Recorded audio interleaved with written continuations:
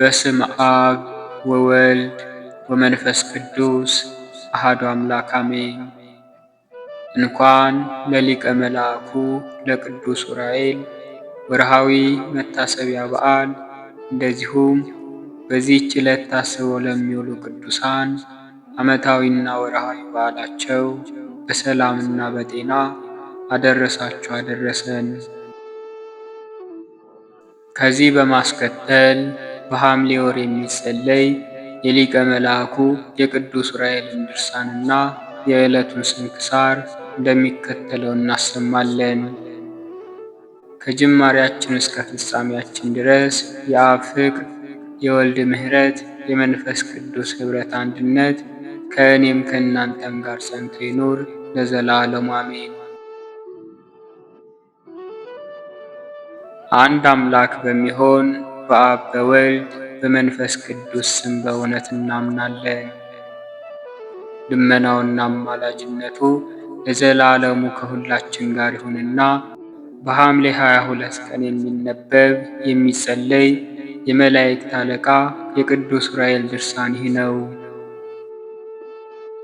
የቅዱስ ዑራኤል የድርሳኑ መጽሐፍ የእነዚህን ቅዱሳን ክብራቸውን እንደተናገረ የአግባ ጽዮን በነገሰ በአምስተኛው ዓመተ መንግሥቱ ደብረ ሊባኖስንና ደብረ ብስራትን ጎበኛቸው፣ አከበራቸውም። ከዚህ በኋላ የንጉሡ የይኩኖ አምላክ ልጅ አምደ ጽዮን ነገሰና የኢትዮጵያን ምድር ከጠረፍ እስከ ጠረፍ አንድ አድርጎ ገዛ። በዚያን ወራት ስሙ ያዕቆብ የተባለ ጳጳስ ወጣና ቅዱሳን መነኮሳት ከሆኑ ከአባ ተክለ ሃይማኖት ልጆች 12ቱን መርጦ በሸዋና በዳሞት ምድር 12 ክፍል ተከፍለው እንደ ክርስቶስ ሐዋርያት የወንጌልን ሕግ እንዲያስተምሩ አደረጋቸው። ስማቸውና ሀገረ ስብከታቸውም እንደሚከተለው ነው። የደብረ ሊባኖሱና የግራሪያው አባ ፊልጶስ፣ የተጉለቱና የወረቡ አባ ኖሬዎስ፣ የመርሃ ቤቴውና የመንዙ የሰርማቱ መርቆሬዎስና የፈጠጋሩ ማትያስ፣ የጽላልሹ ታዲዮስና የደዋሮ ተስፋ ሕፃን፣ የወንጁና የጎጎቱ የጉራጌውም አገር ኢዮስያስና የአናርዕት አገር ዮሴፍ፣ የዳሞቱ መድኃኒነ እግዚእና የወገጉ ሳሙኤል፣ የጊቤ ገብረ ክርስቶስ ናቸው።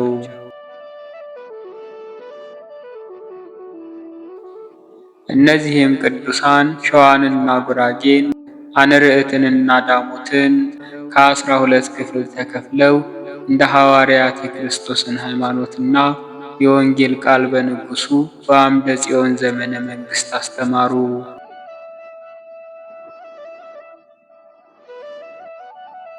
የዚህም ንጉሥ የስሙ ምልክት በቅዱስ ዑራኤል ድርሳን መጽሐፍ አ ተብሎ ተጽፎ ይገኛል። ከዚህም በኋላ ዳግማዊ ዳዊት ማለትም ሁለተኛው ስሙ ዳግማዊ ቆስጠንጢኖስ የተባለ ንዋየ ማርያም ነገሰ። ይኸውም ሃይማኖት የቀና አምላክን የወለደች እመቤታችን ድንግል ማርያምን የሚወድ ነበር። እርሱም ወንጌላዊ ሉቃስ የሳላቸውን የእመቤታችንን ስዕሎች ከኢየሩሳሌም አስመጣ። አንዲቱን ስዕል ቅዱስ ዑራኤል በአምላካችን ደም በቀደሳት ጀብላ በምትባል ቦታ በጎጃም አስቀመጣት። ሁለተኛዋን በደብረ ወርቅ፣ ሦስተኛዋንም በሐይቅ ውስጥ አኖራት። ወንጌላዊ ዮሐንስ የሳለው የዑራኤልን ስዕል ግን በከተማው ውስጥ በወርቅ ግምጃ በተሠራ ድንኳን ውስጥ ከእርሱ ጋር አኖረው። የጌታችንን የቀይ ግምጃ ልብሱን ግን ቅዱስ ዑራኤል በጌታችን በኢየሱስ ክርስቶስ ደም በቀደሳት በአምባሰል ሀገር በክብረ ነገሥት ደብር ውስጥ አስቀመጠው። ያንንም ደብር ከከበሩት አድባራት ሁሉ ይልቅ የእርሱን ክብር ከፍ ከፍ አደረገ። ስሙንም ደብረ ከርቤ ብሎ ሰየመው። በዘመኑ ከኢየሩሳሌምና ከሶርያ አገር ብዙዎች ቅዱሳት መጻሕፍት መጡ።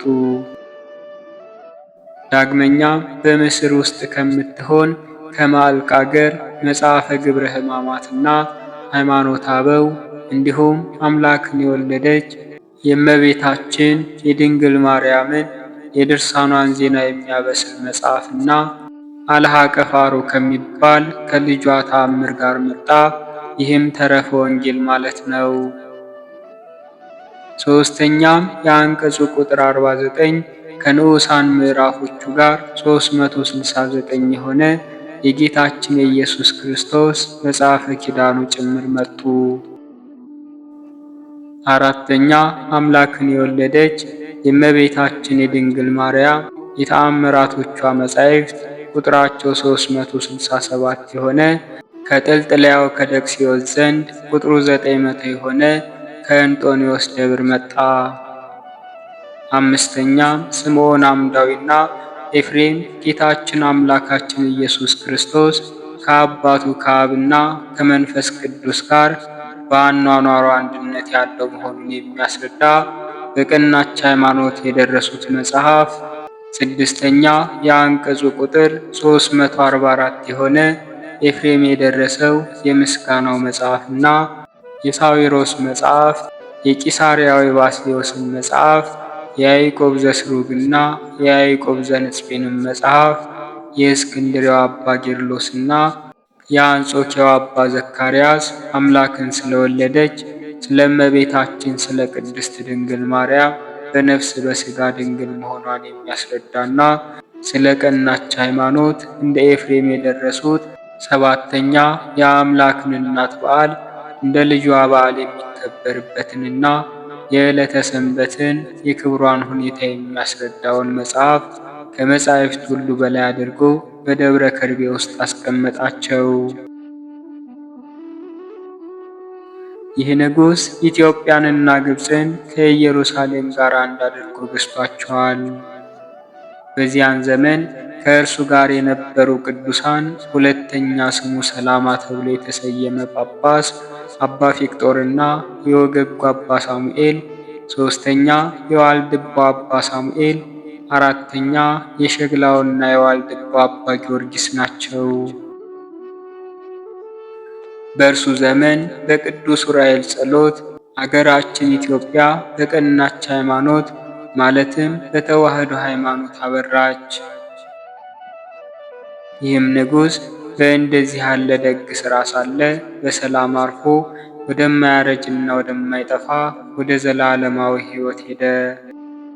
ከዚህ በኋላ ልጁ ይስሐቅ ነገሰና ስመ መንግሥቱ ውድማ ርዕድ ተባለ።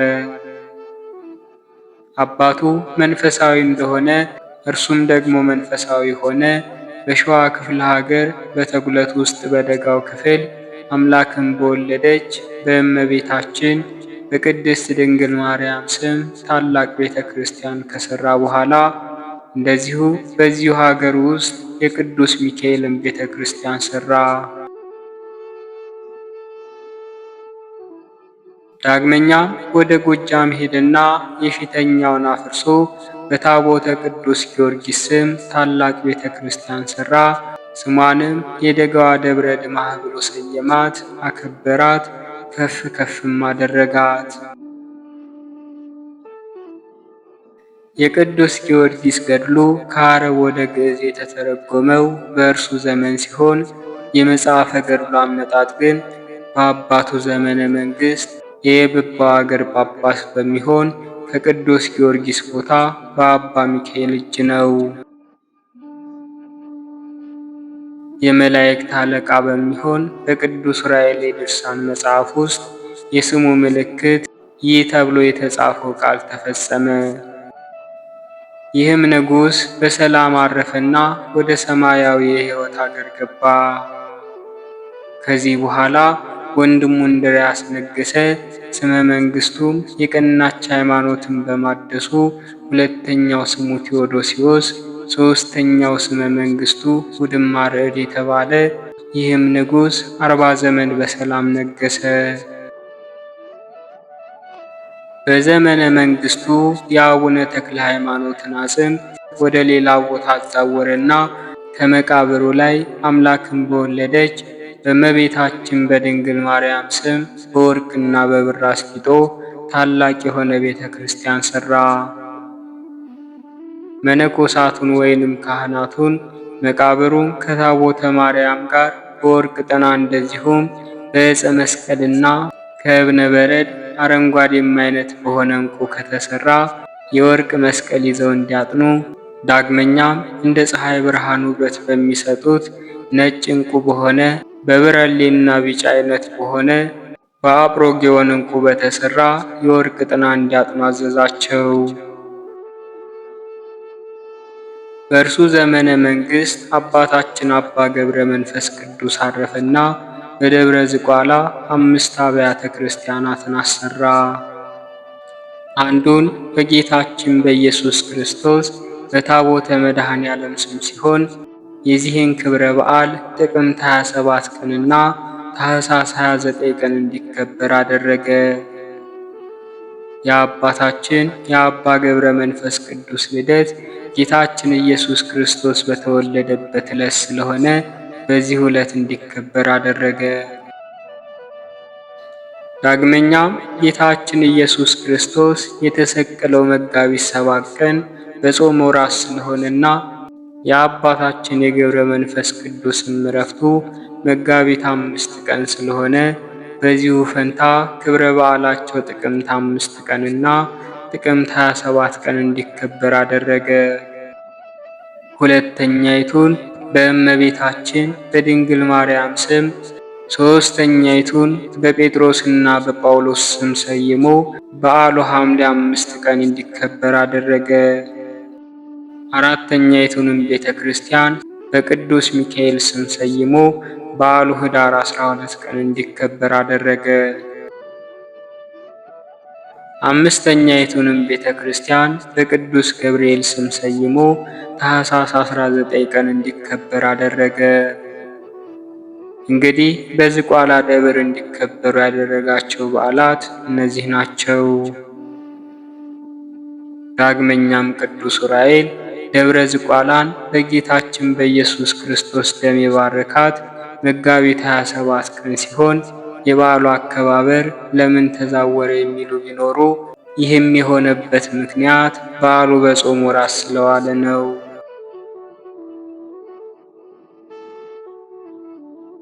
የክርስቶስ የጾም ወራት የሐዘን የጸሎትና የቀኖና ጊዜ ስለሆነ ልዩ ልዩ ምግቦችን አብዝቶ መመገብና በብዙ መደሰት ስለማይገባ ነው።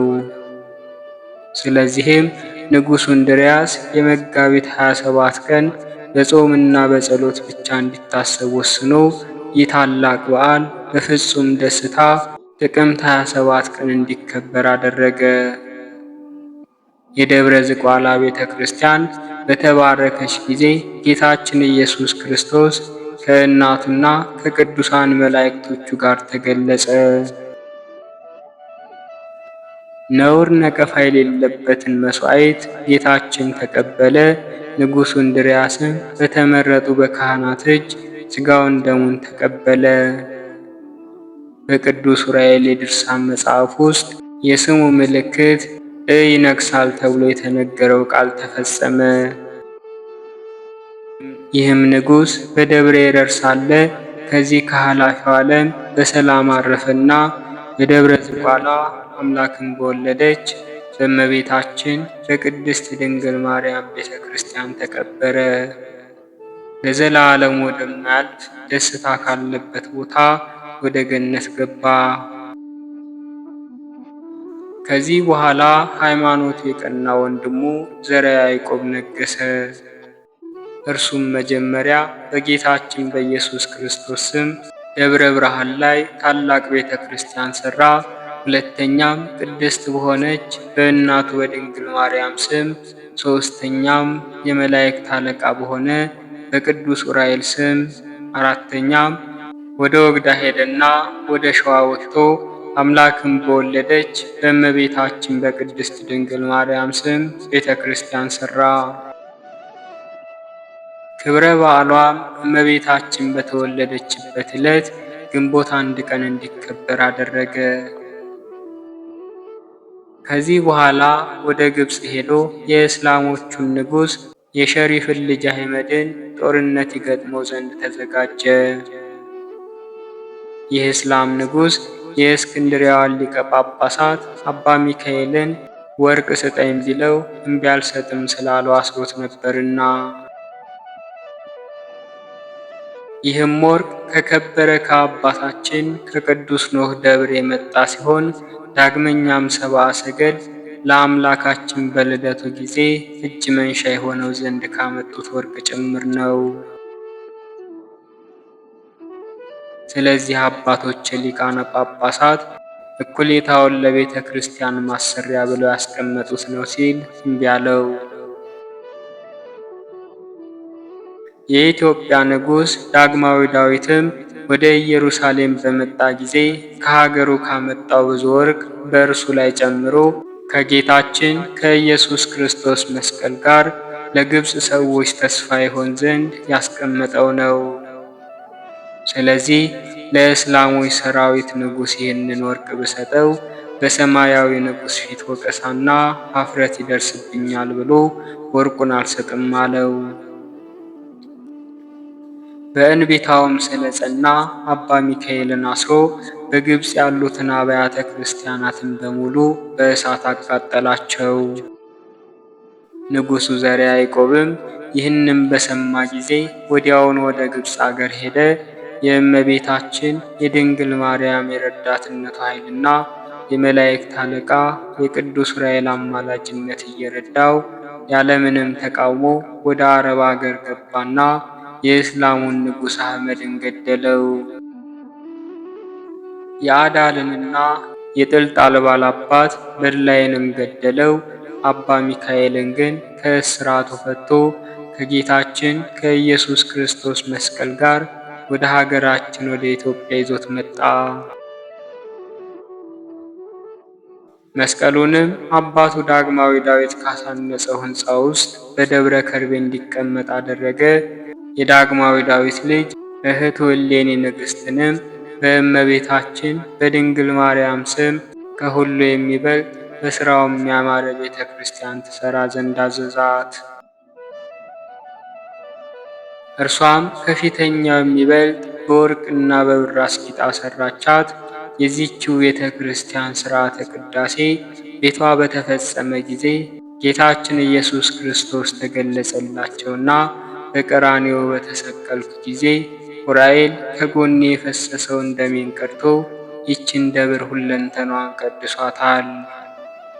ስለዚህ ለጌትነት የምስጋና ማደሪያ ትሆን ዘንድ ባርኪያታለሁ፣ ቀድሻታለሁም።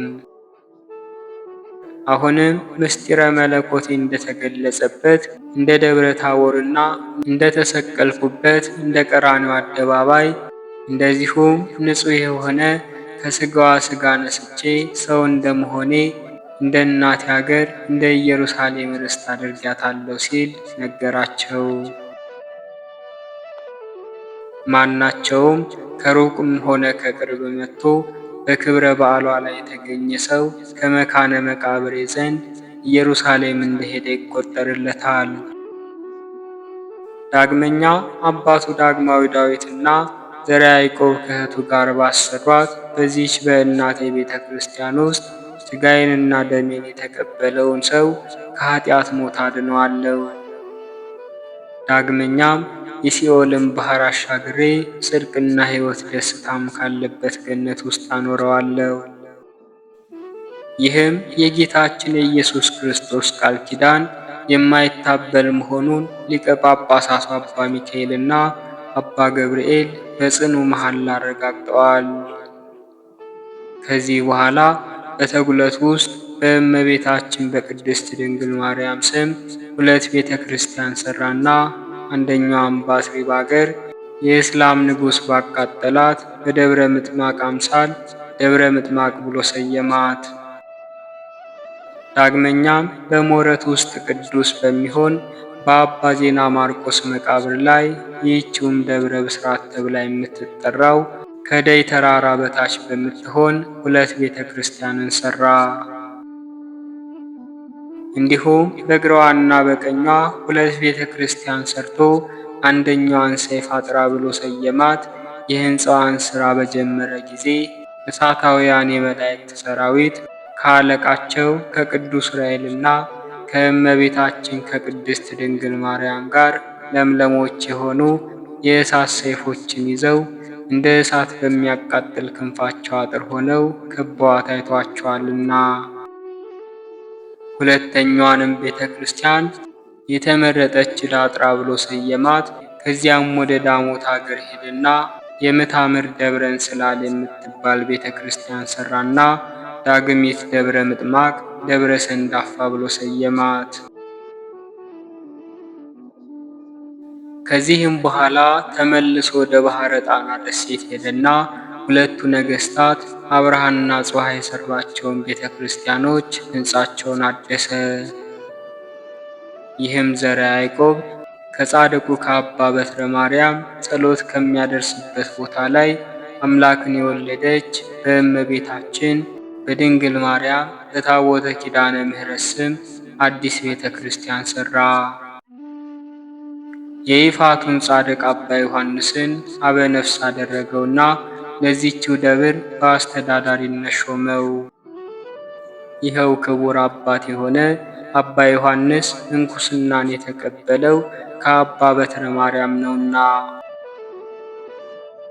የመጽሐፍ ትምህርት የተማረው ግን ከደብረ ብስራቱ መምህር እስጢፋኖስ ከሚባለው ነው። የምንኩስናውም ሥነ ሥርዓት የተፈጸመለት በደብረ ብስራቱ በአባ በትረ ማርያም እጅ ሲሆን ያደገው ግን ይፋት በደንስና በየሽ ገዳም ውስጥ ነው። ንጉሡ ዘርዓ ያዕቆብም በሰላም ይቀበርባት ዘንድ በባሕረ ጣና ደሴት ባሰራት በታቦተ ኪዳነ ምሕረት ቤተ ክርስቲያን ውስጥ የመቃብሩን ቦታ አዘጋጀ። ከጌታችን ከኢየሱስ ክርስቶስ ዋጋ ያገኝባት ዘንድ ተስፋ አድርጓልና። ነፍሱም ከእመቤታችን ከድንግል ማርያም ጋር በጽርሐ አርያም ነግሣ ትኖር ዘንድ እምነት አለውና እንዳሰበ አደረገና በሰላም አርፎ በዚህችው በታቦተ ኪዳነ ምሕረት ቤተ ክርስቲያን ውስጥ ተቀበረ። እርሱም ለዘላለም ወደማያልፈው ደስታ ካለበት ገነት ውስጥ ገባ። በቅዱስ ዑራኤል መጽሐፍ ወይንም በድርሳኑ ዘይነግሣል ብሎ የተናገረው ቃል እነሆ ተፈጸመ። ከዚህ በኋላ ልጁ በዕደ ማርያም ነገሰና የመላእክት አለቃ ቅዱስ ዑራኤል ከጌታችን ከኢየሱስ ክርስቶስ ጎን ደምን ቀድቶ ከረጫት በመንዙ ውስጥ አምላክን በወለደች በእመቤታችን በቅድስት ድንግል ማርያም ስም ቤተ ክርስቲያንን ሠራ። የጌታችን የኢየሱስ ክርስቶስን ደም ስለረጨ ፈንታ ለዚሁ መልአክ ለዑራኤል ለበዓሉ መታሰቢያ አስራት ይሆን ዘንድ ለዚህችው ደብር 44 ርስት ጉልት ሰጠ። የደብሯንም ስም ምስዓለ ማርያም ብሎ ሰየማት። ከብዙ ዘመንም በኋላ ይህ ንጉሥ በሰላም አረፈና ለዘላለም ወደማያልፈው ወደ ሕይወት ሀገር ገባ። በቅዱስ ዑራኤል የድርሳኑ መጽሐፍ በይነግሣል ተብሎ የተጻፈው ቃል በዚህ ተፈጸመ። የሊቀ መልአኩ የቅዱስ ዑራኤል ምልጃውና በረከቱ ጥበቃውና ረድኤቱ ከሁላችን ጋር ጸንቶ ይኑር ለዘላለሙ አሜን። በወርሃ ሐምሌ በ22ኛው ቀን የሚነበብ የስንክሳር መጽሐፍ። አንድ አምላክ በሆነ በአብ በወልድ በመንፈስ ቅዱስ ስም ሐምሌ 22 በዚች ቀን የጭፍሮች አለቃ የሆነ የፋሲለደስ ልጅ ቅዱስ መቃርስ ሰማዕት ሆነ።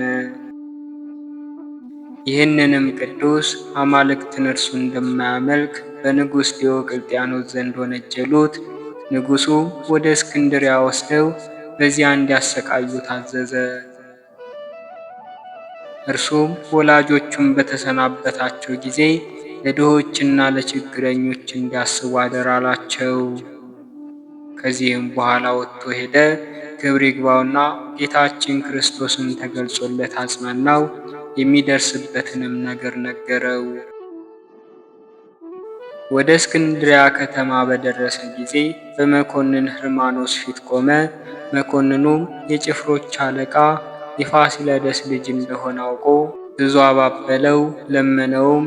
እርሱ ግን አልሰማውም፣ ከመልካም ምክሩም አልተመለሰም።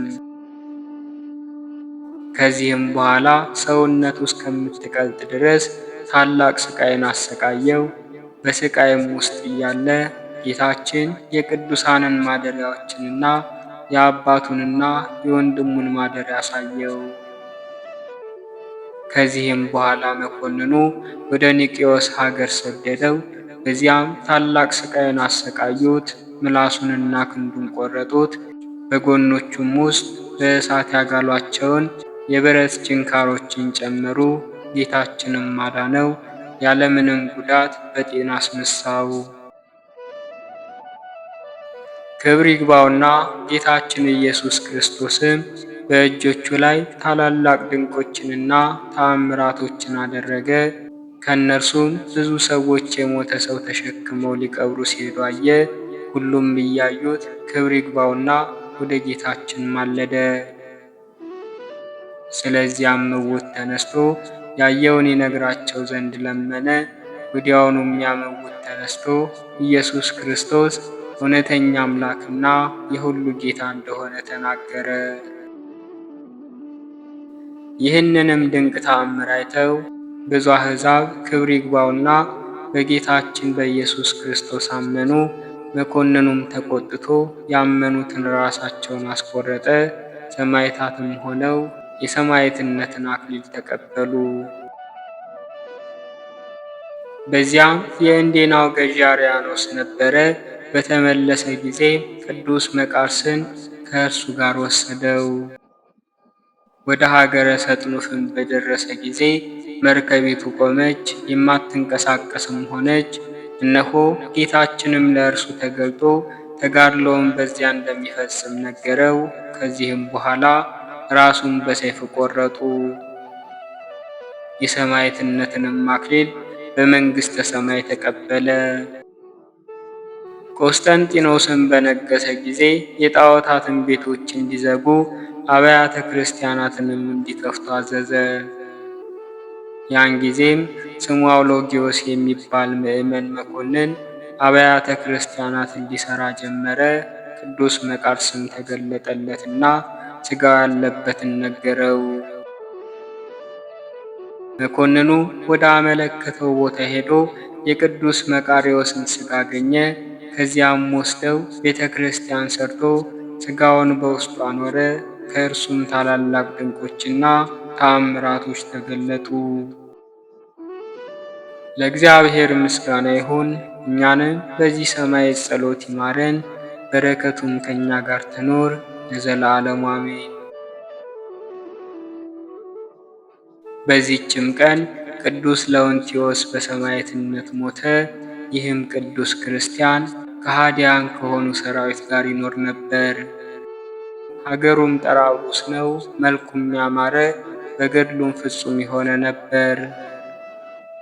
አምላክ ያጻፋቸውን መጻሕፍትንም ያነብ ነበር። ይልቁንም የዳዊትን መዝሙር ሁልጊዜ ያነብ ነበር። ባልንጀሮቹ ለሆኑ ወታደሮችም ያስተምራቸው ይመክራቸውም ነበር።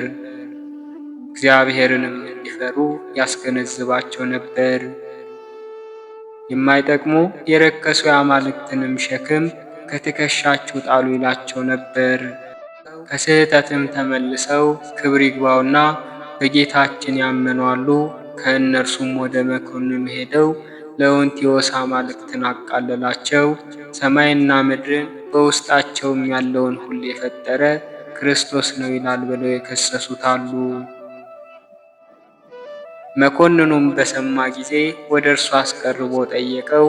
እርሱ ግን ክብር ይግባውና ጌታችን ኢየሱስ ክርስቶስን እንደሚያመልከው በመኮንኑ ፊት ታመነ። ቅዱስ ጳውሎስ ከፈጣሪ ከክርስቶስ ማን ይለየኛል እንዳለ ከታናሽነቴ ጀምሮ በፍጹም ልቦና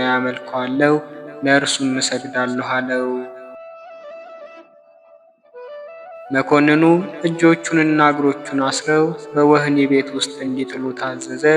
እንደዚህም አደረጉበት። በማግስቱም መኮንኑ አቅርቦ እንደዚህ አለው፣ በምን ኃይል የንጉሥን ትእዛዝ ደፍረህ ትተላለፋለህ? ሰዎችንም አማልክትን ከማምለክ በምን ኃይል ትመልሳቸዋለህ? አለው። ቅዱሱም እንደዚህ ብሎ መለሰለት፣ በእውነት ሰዎች ሁሉ ክብር ይግባውና ወደ ጌታችን ወደ ኢየሱስ ክርስቶስ ሃይማኖት እንዲገቡ እኔ ሻለሁ። አንተም ስህተትህን ትተህ ክብር ይግባውና ኢየሱስ ክርስቶስን ብታመልከው የረከሱ አማልክትንም ማምለክ ብትተው የዘላለም መንግሥትን በወረስክ ነበር። ይህንንም በሰማ ጊዜ መኮንኑ እጅግ ተቆጣ። ደሙ እንደ ውሃ እስከሚፈስ ድረስ የሚገርፉት ዘንድ አዘዘ። እርሱም እግዚአብሔርን ፈጽሞ ያመሰግነው ጀመር።